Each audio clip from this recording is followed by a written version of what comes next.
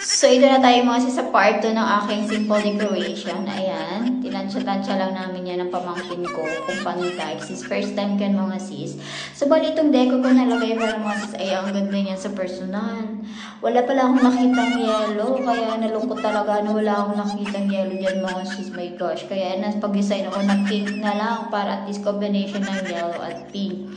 So, ngayon mga sis, ang ganda nito. Almost 40 pesos lang yan in order ko. So, ang bongga niya sa personal mga sis. Talagang namang napawaw ako. Sabi ko, super affordable naman ang ganito.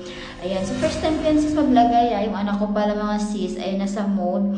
Eh, minabadali ko lang yan kasi, ayan, hinahayaan ko lang siya manggulo-gulo yan kasi pag, ay naku, iiyak na naman siya ng bongga-bongga. Pinakuha ko na ngayon sa kanyang tito para at least matapos na namin yan. At ay malagay na namin yung mga ibang balloons namin.